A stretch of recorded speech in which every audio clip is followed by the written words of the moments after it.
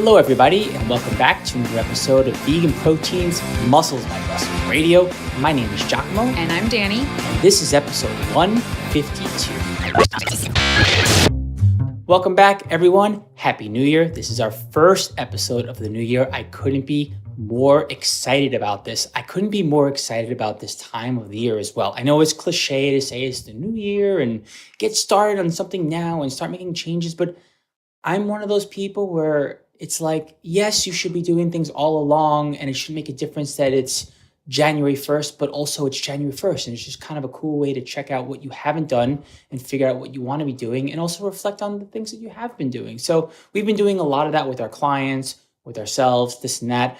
We'd love to hear what you've been up to, what you're working on this year, what your goals are, et cetera, et cetera. Speaking of which, Danny, I'm holding a live free goal setting workshop on January 8th at 6 p.m. Eastern. And we're going to leave the link to register for that in the show notes today. And yeah, the spots are limited, but it's the most popular webinar that we do all year is the goal setting workshop. So we do a public goal setting workshop. And then the following week, we do a private goal setting workshop for our members only. And that's also really cool. But you should show up. There's an awesome workbook. We talk about how to set goals, what areas you should be setting goals in, et cetera, et cetera. So yeah, we're actually truly recording this on New Year's Day, which is pretty exciting. It's funny because like the anxious part of my brain is really happy when we have stuff recorded months in advance. But it always feels like a little bit disingenuous to be talking about the thing we will be doing when this comes out versus like what is actually going on in our world at the moment. That feels much better. But it's like, oh, if you get sick or if something comes up, you're not going to have an episode. And we, knock on wood, we did not miss a single week of publishing the podcast last year. And after years and years. This podcast has been out since 2014. This is year 10 of this podcast. Is that freaking nuts or what? I can't even. It's incredible how many years worth of creating stuff and doing things we have compiled, like 10 plus. Because we've been doing stuff since before the podcast. Right, but the podcast itself, we should look at the first date that we published so we can celebrate. Yeah, I remember when we were doing it, there were not too many vegan fitness podcasts out there back in the day when we started doing this. It felt like a really big deal that we got a chance to be this voice in the fitness world, actually. And it's an honor and a blessing to still be doing this thing. Yeah. But, so many years we were super inconsistent about posting. We'd go through these spurts where we'd put out all of these awesome episodes and then just be brain dead for months and ghost you guys. But now, again, knock on wood, and this is huge in part to our assistant, Christina, who edits all of these podcasts. Without her, we would not be able to do this. So shout out to her. But I don't want to get too far off topic before we even start. So today we are going to be talking about goal setting. I know I just said I'm doing a goal setting workshop next week, but I'm going to talk about it in kind of a different way today because the number one goal that people set at the beginning of the year is weight loss. Yeah. Absolutely. Weight loss. Yeah. And people set that goal year after year after year, and maybe they accomplished it or maybe they didn't, but they said it again. And I think the statistic is at any point in time, 25% of people are trying to diet, which is kind of wild to think about, but that seems to be, actually that sounds low compared to the people that I talk to on a daily basis, but my world is a bit biased. Oh yeah, because we're talking Gen Pop when you throw out a number like that, I presume. Mm-hmm. And Gen Pop stands for general population as opposed to like an athletic population. Right. And we're dealing specifically with not only the fitness industry, we're dealing with people who are into the way that they look. They're into doing that in a competitive way, not just strength-based athletes, but even strength-based athletes tend to get a little hung up on their body weight and their body composition. So yes, it's a much higher percentage than that, for sure, with the people we speak to. I would even say 50% is conservative.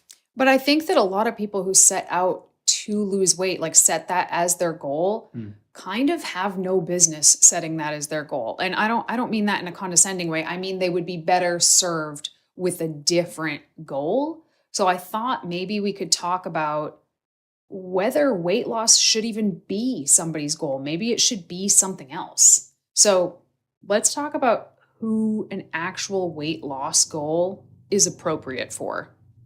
Well, the easiest ones to look at as far as example, we'll say clients that weight loss should be their goal is when someone has a lot of weight to lose. Define a lot of weight to lose.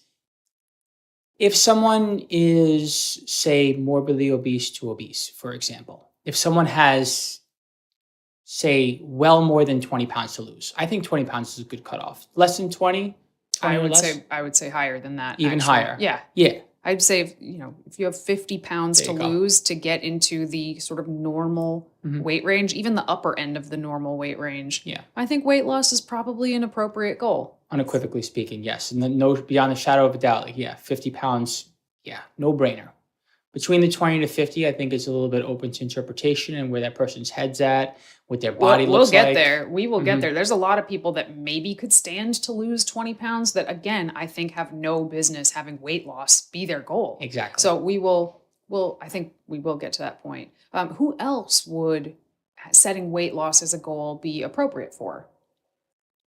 Someone who wants to be an athletic body fat composition for their sport or for a specific sport like bodybuilding, where it directly matters what your weight is because it's going to affect your physique, for example. Maybe. I'm not even sold on that, honestly. I think there's a lot of people who want to be leaner for their sport that still shouldn't be pursuing that right now.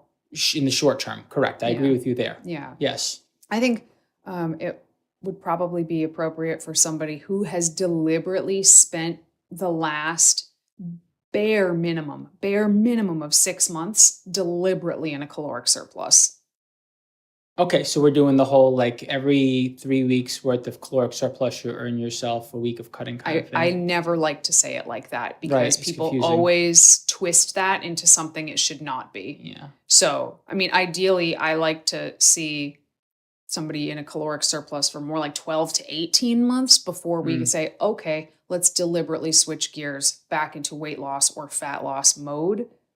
Because that middle ground is probably the most dangerous area. So we'll do that spot last, I Well, I would like say. the way that you're approaching. I like the way you're framing things, Danny, because when people get hung up on calculations and formulas and stuff like that, you wind up trying to do things in a way that doesn't make sense for your lifestyle, doesn't make sense for how you have stuck to your program or have not stuck to your programming, how you feel, how your body's responding. So all kinds of parameters that make this more of an art as far as what you should do it yourself versus, well, I've been bulking for 12 weeks, so I can cut for example. I mean, I'm not even doing the math, but you get my point.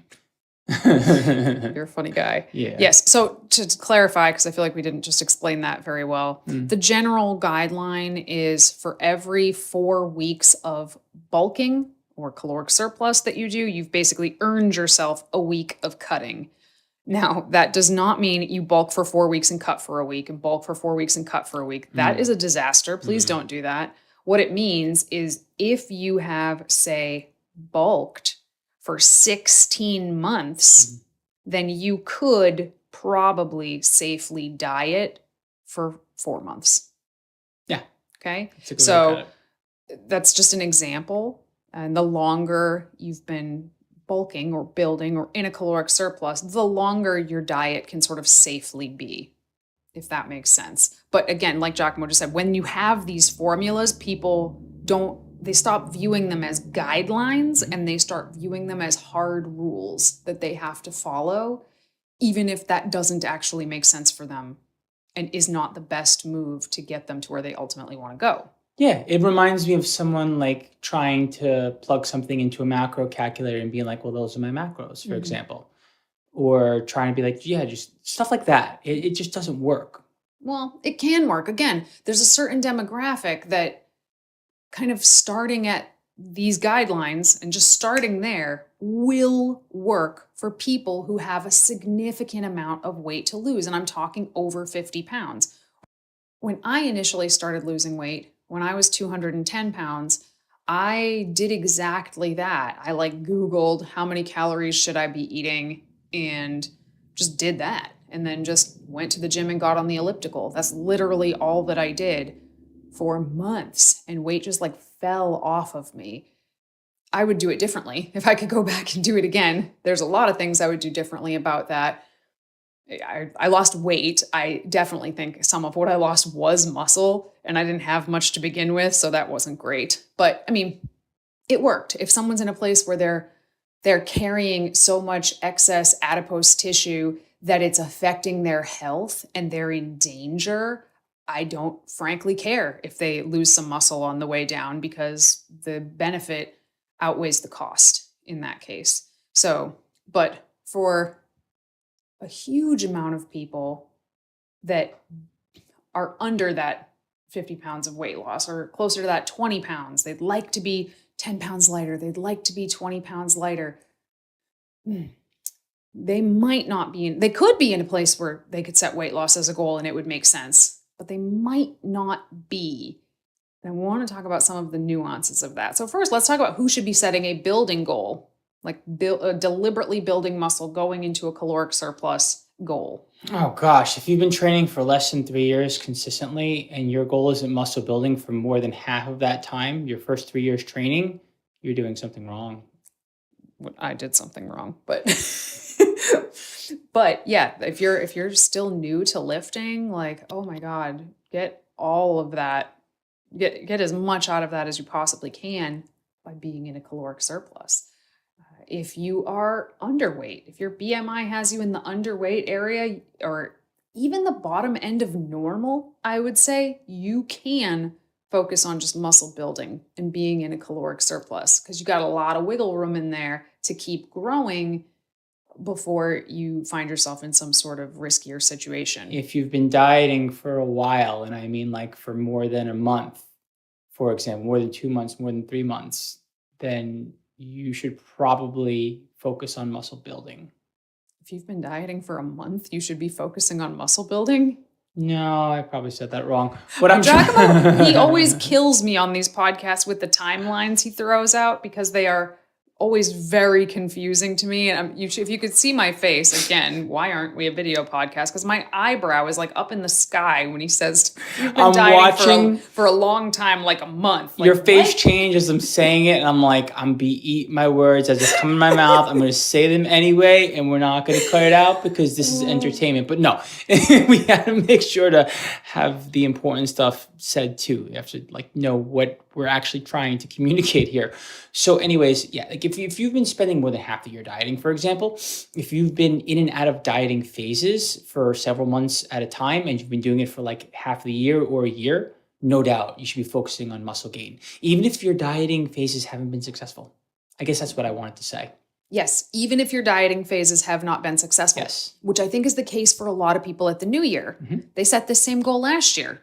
Mm-hmm. They were unsuccessful at reaching their goal, so they just decided to set it again and again and again. And if you're in a place where, yeah, you've been trying to diet for a long time and it's not working, there is either something physically going on that's preventing you from making progress, or psychologically going on that is preventing you from making progress. And it doesn't really matter which one of those it is. It needs to be addressed before you're going to be successful. Right. And also being stuck in that mindset and that way of thinking about things is going to cause you to make the wrong decisions.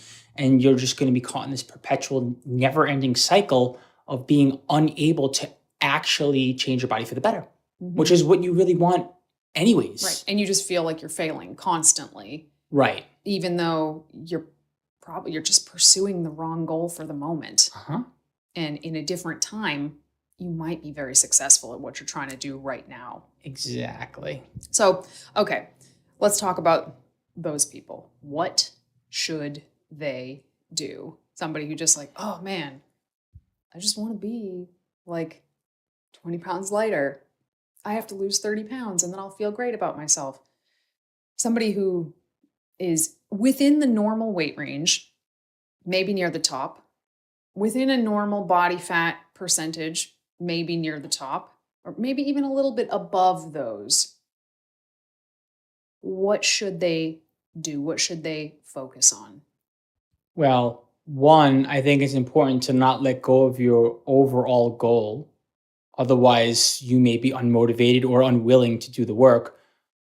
So move your goalpost, step one. Instead of thinking I need to do this now and I need to do this period, already embrace the fact that this is something you need to do, but think about doing this a year from now, but then forget about it. Just forget about it. Take your mind off of it. Don't think about next year and focus on what you need to do right now, which is not weight loss. After you've moved away from the goal of weight loss, you've put a date out there, maybe on paper, maybe in the back, maybe thought about it, said it, but then forgetting about it completely a year from now, 2 years from now, whatever it is, but then forgetting about it. You're where you're at. You focus on your goal right now, which is muscle gain. It doesn't have to be weight gain. It could be muscle gain though. And the things that it takes in order to re-regulate the way that you live your life and the way that you think about things so that you are forgetting about all the habits that you are unable to do for whatever reason for dieting down. And then you start changing the way that you do things.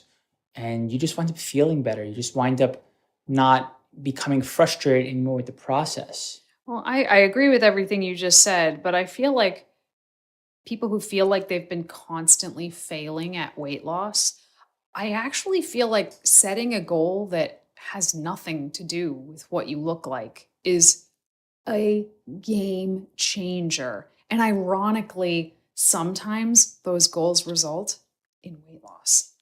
You know what I mean? Some of those goals result in you looking better at the end of it. But when we spend so much of our time fixated on what we look like, and dieting makes us focus on what we look like way more. Yes. Oh my gosh, I have seen so many clients and friends and myself. Most of the year, I am not the one in the bathroom checking out my abs in the mirror. I'm not the one measuring myself constantly. Like, I kind of don't care, honestly. Right. Until I start cutting. And then all of a sudden I'm paying much closer attention to what is my body doing? Is it changing the way that I want it to be changing? Does it look different than it looked yesterday? Ooh, I think I'm bloated today. That must be why the scale is the same as yesterday.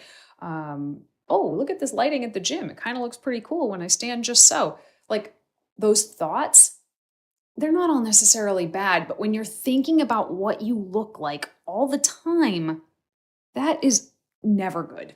It's never good. So I think to find a goal that isn't, I want a 26-inch waist, or I want 18% body fat, or I want to weigh 120 pounds, taking those kinds of goals and turning them into, I want to be able to do a pull-up, or I want to be able to squat my body weight, or I want to be able to run 5K without stopping. You know, whatever it is such an awesome feeling. I want to be able to get my resting heart rate down. I want to be able to have more energy to play with my children.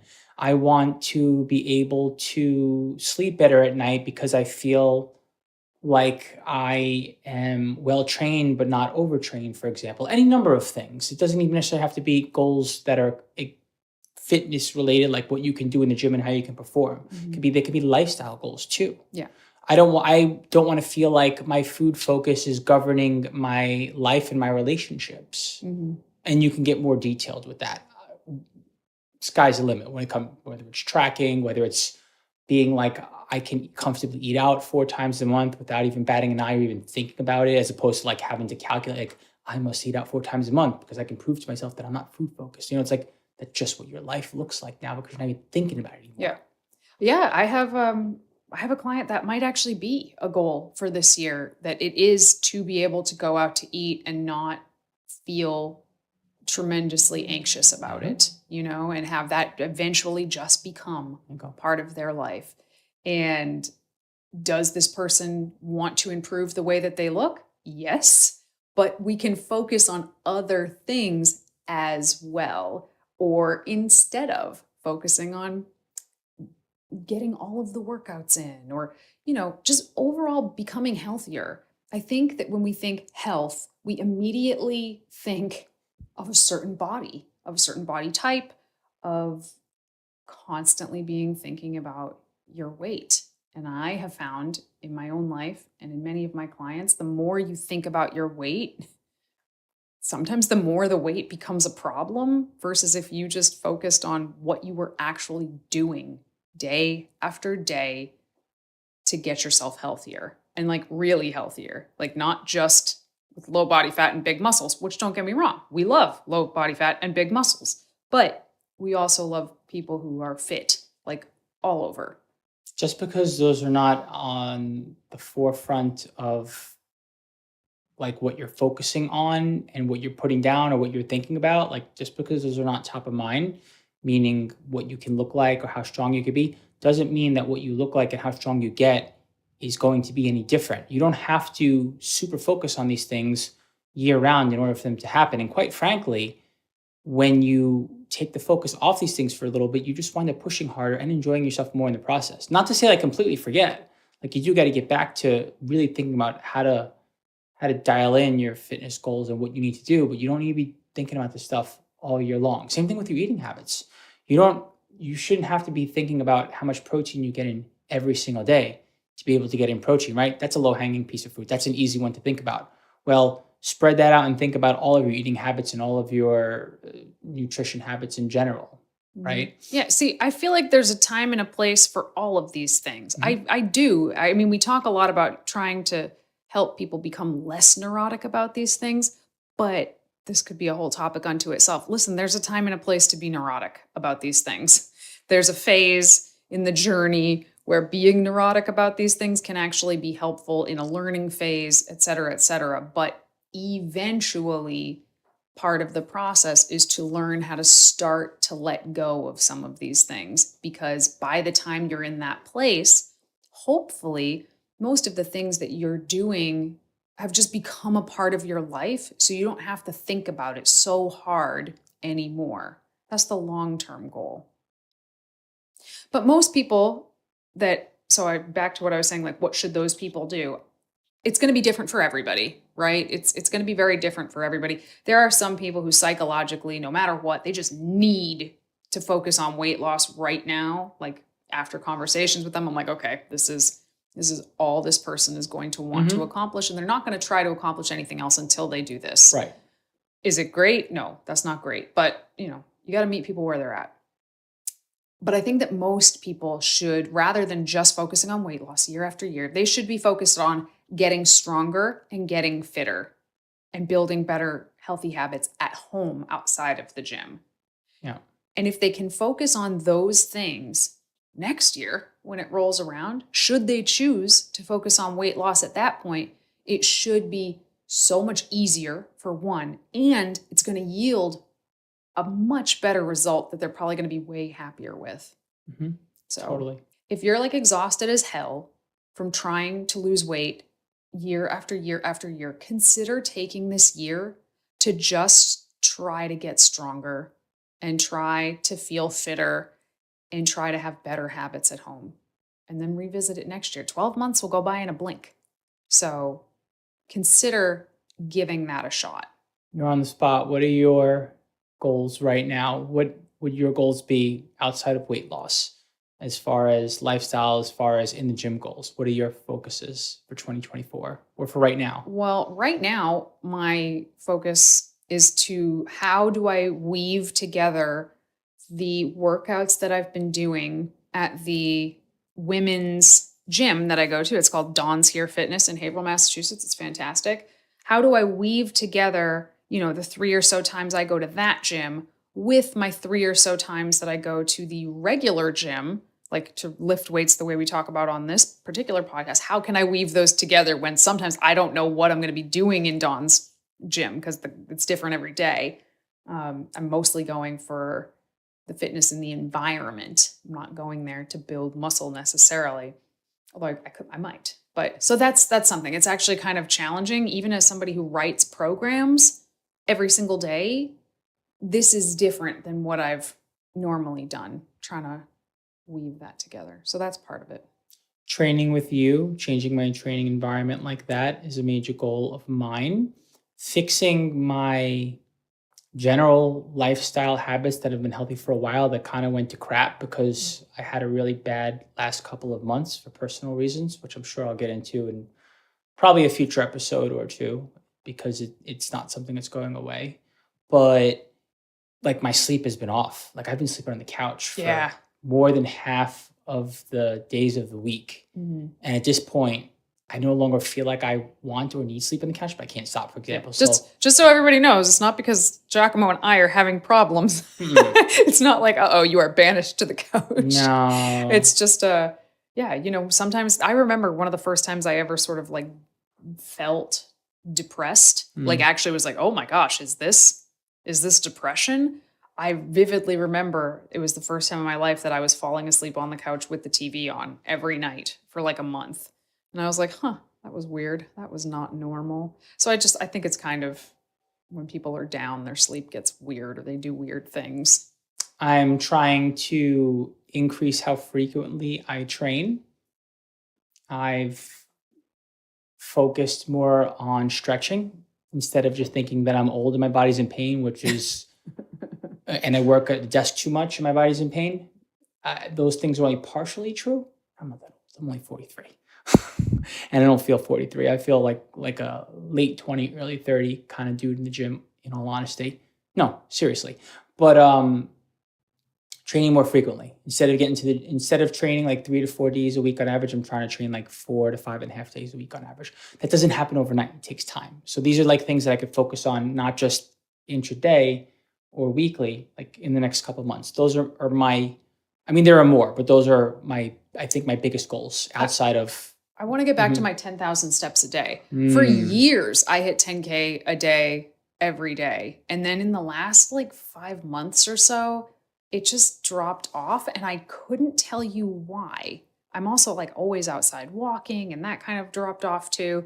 So, I mean, it was probably just stress and work and stuff like that, but it's not acceptable to me. My bodies are made to move.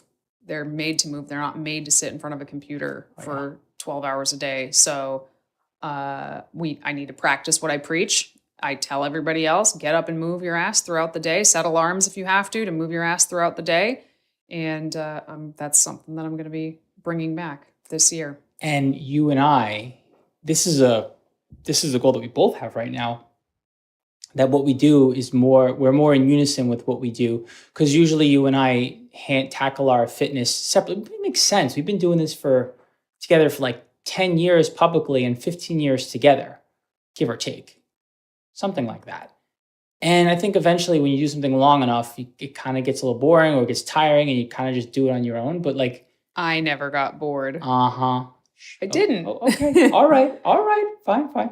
But you and I going goal chasing together, meal prepping together, eating together, training together, just like all like basic discussing our goals together and how we're doing over the weekend, stuff like that. Just kind of like our paths aligning instead of just doing the same thing alongside each other, sharing what we do with each other. Yeah. That's so Giacomo and I used to train together for years. I mean, not just like go to the gym together, but for the most part, we did the same workouts for a while. And historically, and I will die on this hill, Giacomo disagrees with me, but I will die on this hill. They were our most successful ever muscle building years. Now, could that have just been because we were earlier in our training careers? Yeah, it could have been. But I actually think there was a lot to doing the same things and pushing one another while we were doing the same things. And then eventually he started doing his thing, focusing on his body parts. I started doing my things, focusing on my body parts. And it's just not the same to me. Yeah. And I feel like you and I, over the past 3 or 4 years, have managed to persevere in many ways, regardless of life's challenges. And I think it's time to come full circle. And you and I can continue to do what we love together, not only side by side, but together. How did we get on this topic? Well, it's New Year's and goals and this and that. And I.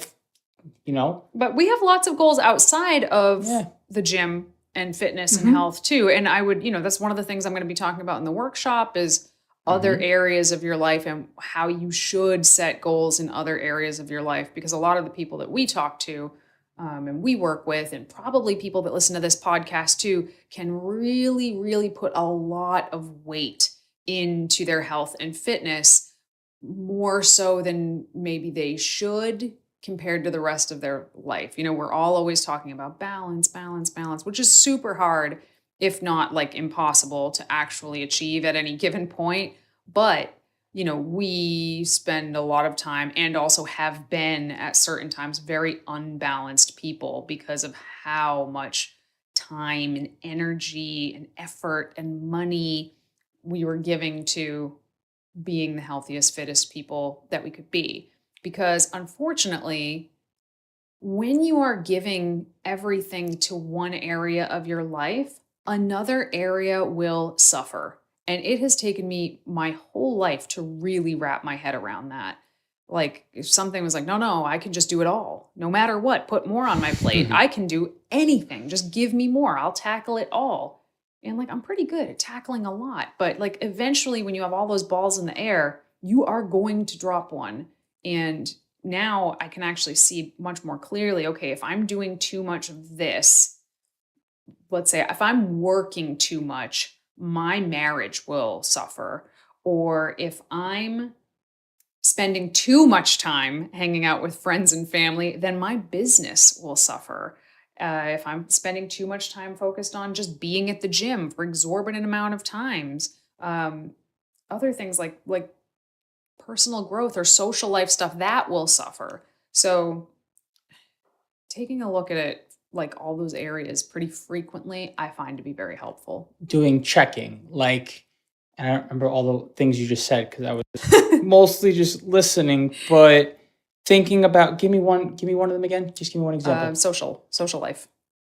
That your business will suffer? Is that what you said? Yeah, if I'm doing too much socializing. Okay, so still feeling good about and socializing and making sure that you make a concerted effort to plan, feel rewarded for that, but also be careful that your business doesn't suffer too much. Yeah. Or there are times where you just have to give more to one particular area.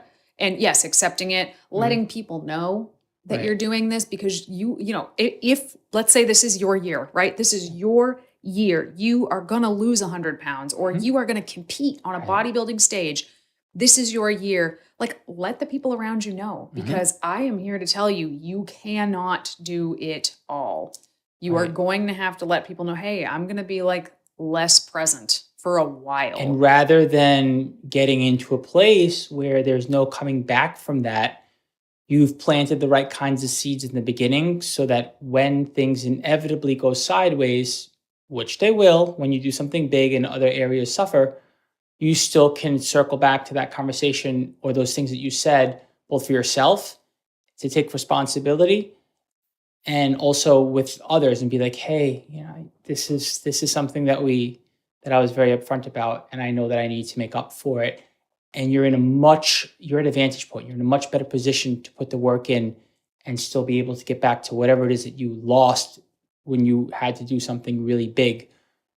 Because in the short term, you can get hurt and you can hurt others. In the long term, though, it's actually going to be for the better, right? Because that same person or that same thing that you were taking away from, you can always give back to it. But that one thing, if you didn't do it, long term, you would suffer.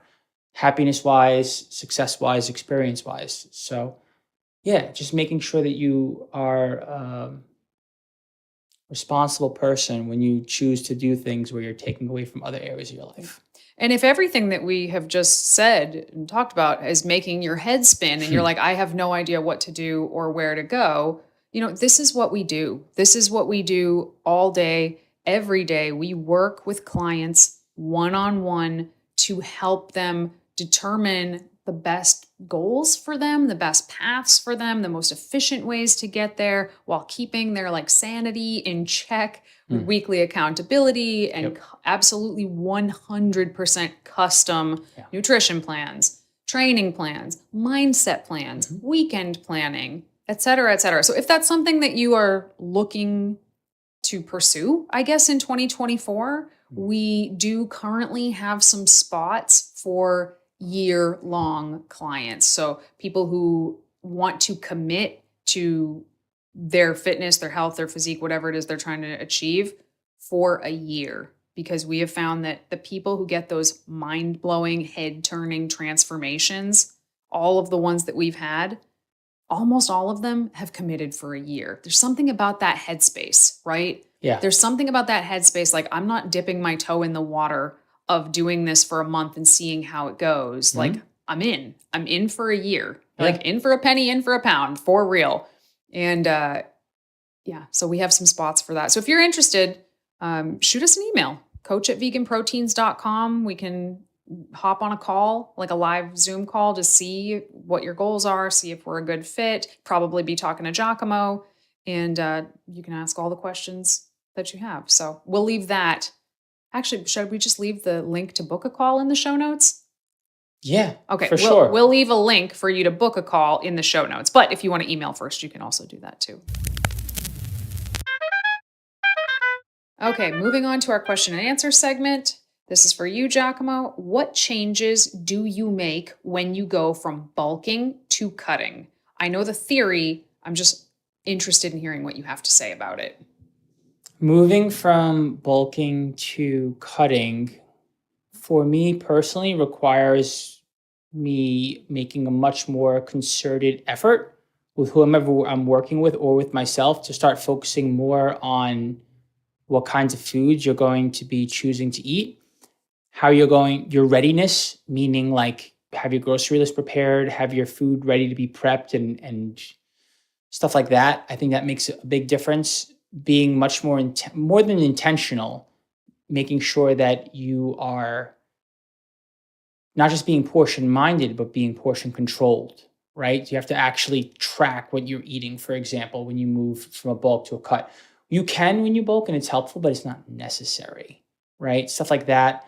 Training wise, I think you're making sure that your body still, when you start to lose body fat, your leverages change, your biomechanics change. So you have to make sure to start to not freak out about not lifting as much weight or not lifting with as much intensity, but you also still have to push hard, and you have to also be like, okay, well, my body might feel a little cranky today, or I might not be able to move the same way, stuff like that.